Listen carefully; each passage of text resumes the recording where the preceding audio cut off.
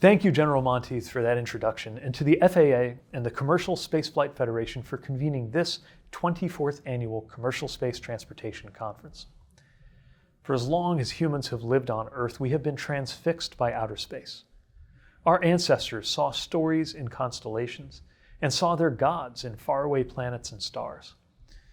It wasn't all that long ago that the tables finally turned and humanity saw Earth from outer space for the first time. It's been only 53 years since the Eagle landed on Tranquility Base and humans took our first steps on the moon.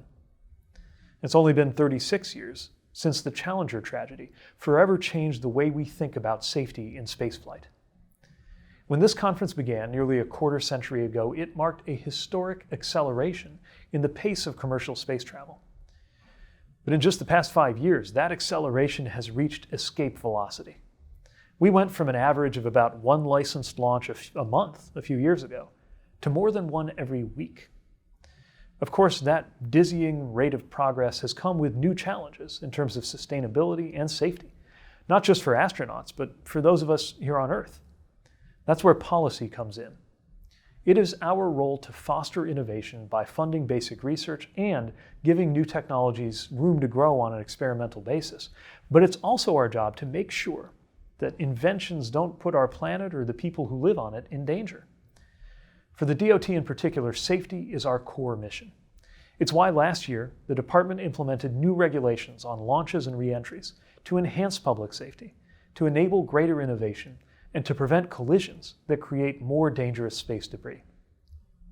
As we speak, there are thousands of pieces of space debris we track in orbit.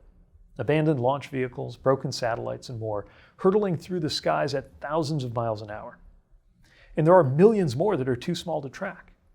If any of the larger pieces were to strike a satellite, or worse, a crewed space vehicle, the results could be disastrous.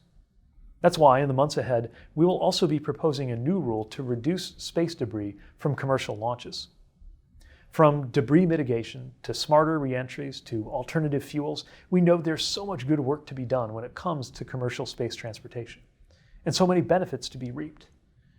Commercial space-based sensors can help us track the patterns of climate change and prepare for climate disasters before they strike. Satellite data helps farmers and urban planners prepare for the future, giving them a better picture of changing environments. Not to mention, recent commercial launches have brought extraordinary sights like watching Captain Kirk take to space in real life. Finally, I want to share a special congratulations to this year's class of Patty Grace Smith Scholarship awardees. Nea, Anel, Naomi, you have bright futures ahead of you, and I, for one, can't wait to see the extraordinary things you're going to accomplish. When I was a kid, much younger than you are now, and long before I dreamt of serving my hometown as mayor or serving my country in a job like this, I dreamt of being an astronaut. I'm sure I'm not the only one here who would say that. Nothing has ever captured human imagination quite like the prospect of exploring that final frontier. With the rise of commercial space travel, we have seen, once again, a new generation of astronauts reigniting that oldest of human instincts, to look up at the stars and imagine that anything could be possible. Thank you, and enjoy the rest of this conference.